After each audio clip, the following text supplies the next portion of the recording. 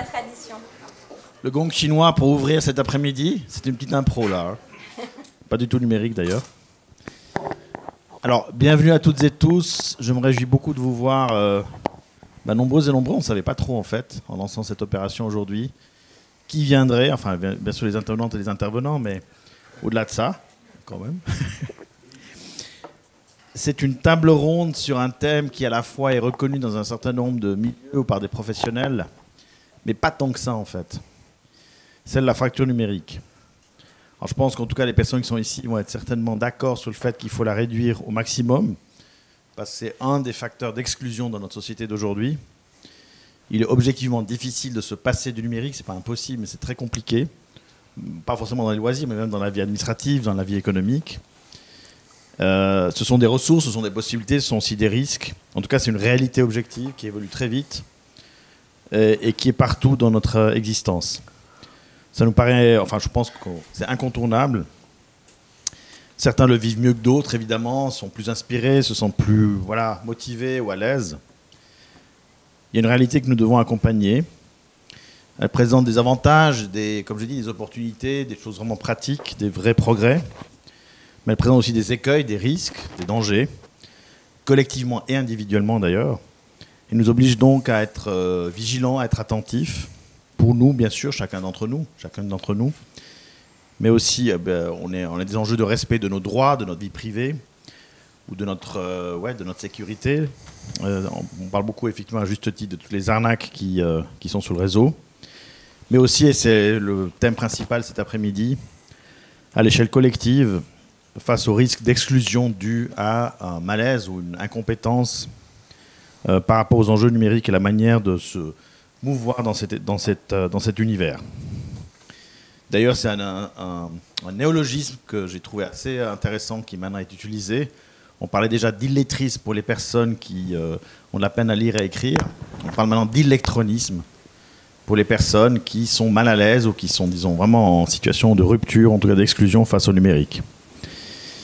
Lorsque j'ai repris la responsabilité du numérique en ville de Genève, j'ai souhaité qu'on énonce, qu'on définisse, vraiment au sens institutionnel du terme, une politique de transition numérique. Je ne vous cache pas que plusieurs personnes m'ont dit « mais c'est bon quoi, le numérique, alors, la direction informatique qui fait un très bon travail. Après, il faut adapter un peu nos prestations pour la population. » C'est vrai qu'il y a encore 2 ans, on réservait un cours de badminton à l'ancienne, un numéro de téléphone, vous savez, qui est toujours occupé. Et vous tombez sur le fonctionnaire qui en a marre de se faire engueuler toute la journée parce que c'est toujours occupé, et qui inscrivait à la main dans un carnet du lait. Après, vous venez payer en cash. Mais c'est clair que la transition numérique, c'est beaucoup plus que cela. C'est aussi cela, mais c'est pas que cela. Donc on a fait un travail collectif. Évidemment, on a aussi un peu examiné ce que font d'autres villes.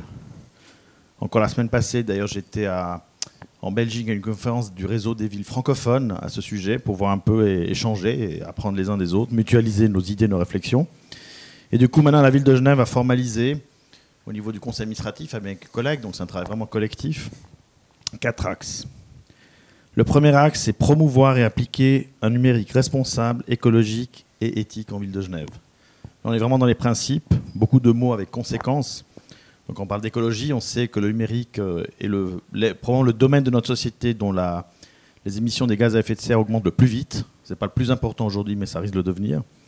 La question éthique, justement, la gestion des données, par exemple. Le deuxième axe est celui qui nous intéresse le plus aujourd'hui. Développer le numérique au bénéfice de la justice sociale et de l'inclusion, en réduisant la fracture numérique et en favorisant la participation citoyenne. Donc là, on est vraiment dans le fait d'essayer au camp possible que chacune trouve sa place.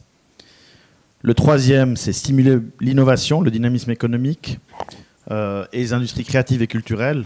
Je suis quand même aussi à la tête du département de la culture. Et on sait que les artistes et les acteurs culturels sont extrêmement créatifs et sont souvent les premiers à détecter des nouvelles possibilités et à les utiliser de manière décalée, ce qui est d'autant plus intéressant. Et puis quatrième axe, là on est dans la question de l'administration en ligne, délivrer des solutions numériques simplifiées, transparentes et sécurisées pour faciliter l'accès aux prestations publiques. Donc aujourd'hui on est réunis pour parler de cette fracture numérique. C'est un enjeu qui est vraiment un enjeu de politique publique, au même titre que d'autres politiques publiques que nous menons, les villes. Et d'ailleurs, j'ai bien vu la semaine passée, quand j'étais avec mes collègues, comme dans d'autres domaines, les villes étant aux premières loges de la réalité quotidienne des gens, elles sont souvent aussi les plus, je dirais, les plus motivées ou les plus agiles pour mener une réflexion collective sur des enjeux qui nous concernent toutes et tous. Donc, concrètement, quand on parle de fracture numérique, on va y passer quelques heures ensemble là-dessus, 2 heures. C'est déjà simplement d'améliorer l'accessibilité des outils et équipements numériques pour toutes et tous, développer les compétences et l'autonomie dans ce domaine, formation, accompagnement, sensibilisation, une meilleure appropriation des usages et outils numériques, quel que soit l'âge, le sexe, l'orientation sexuelle, l'origine, le milieu socio-culturel, la formation, ainsi de suite.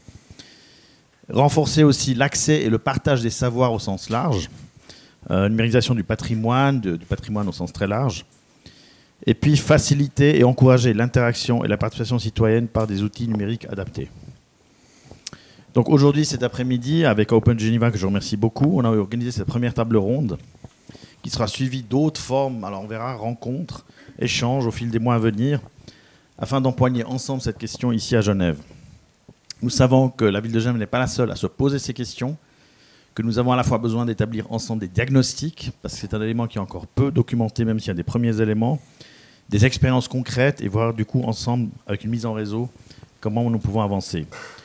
Donc c'est à la fois d'en débattre, de mieux cibler les enjeux, les problèmes, puis évidemment d'être des forces de proposition, en partageant tout ce que nous pouvons inventer ensemble ou avoir déjà expérimenté pour avancer. Donc il y a aussi un enjeu de co-création, de mise en réseau, aussi bien alors en présentiel comme aujourd'hui, ou ultérieurement ça peut être en ligne, pour impliquer un maximum de personnes et d'entités qui puissent tisser un réseau, alors en partie il existe déjà, mais un réseau de proximité ici à Genève pour voir comment avancer sur cet enjeu. J'ai beaucoup mentionné cette expression depuis que je suis en charge du dossier, que je m'y intéresse, de créer une université populaire du numérique à Genève. Alors, le conseil municipal, des membres du Parlement, donc de la ville, m'ont dit « mais vous allez créer une nouvelle institution, encore une ». J'ai dit non, pas forcément.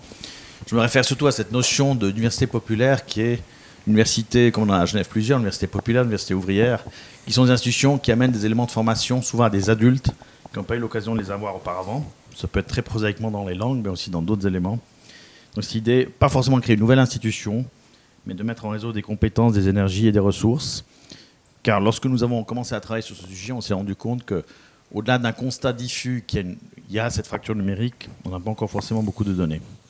Donc j'aimerais saluer en particulier le travail de l'œuvre suisse d'entraide ouvrière, Christian Lopez ici présent, qui ont travaillé sur ce sujet, il en parlera mieux que moi tout à l'heure, sur des données concrètes, notamment en lien avec la crise pandémique. L'Université ouvrière de Genève aussi a commencé à travailler sur ces bénéficiaires, sur ces personnes usagères, usagers. Et puis ça permettra de mieux cibler l'enjeu et d'avancer ensemble. Donc de voir sous quelle forme, on a vraiment envie, les villes de Genève et les autres partenaires que je viens de citer, et plein d'autres, travailler ensemble. On sait par exemple, je vous donne un exemple, la ville de Genève préside institutionnellement le réseau, ce qu'on appelle le groupement pour l'animation parascolaire à Genève, donc toute l'activité parascolaire. Les familles doivent s'inscrire en ligne et on sait que pour beaucoup de familles, c'est un vrai défi. Donc ce réseau pourra à la fois faire le diagnostic et proposer des solutions et partager ensemble et construire ensemble. Donc je ne vais pas donner les chiffres que va donner, je pense que tu vas les donner Christian, les chiffres que vous avez fait de votre étude. Ben, je te laisserai faire, tu le feras mieux que moi. Mais effectivement, ça confirme qu'on a un vrai défi avec différentes composantes et notamment, c'est pas parce qu'on a un smartphone qu'on n'est pas victime de la fracture numérique. Parce que les smartphones, évidemment, sont extrêmement représentés, mais ça ne veut encore de loin pas dire qu'on est à l'aise avec ce qui dépasse l'usage, je dirais, quotidien d'un smartphone. Donc cette mise en réseau, je me réjouis d'entendre vos propositions en partenariat, qu'on puisse travailler ensemble et puis veiller à ce qu'à Genève, de même que de manière générale, avec notre population extrêmement diversifiée, je crois qu'on est tous très attentifs à ce que chacun et chacune trouve sa place. Ça couvre aussi l'enjeu numérique. Donc je me réjouis déjà des échanges et vous remercie de vos contributions.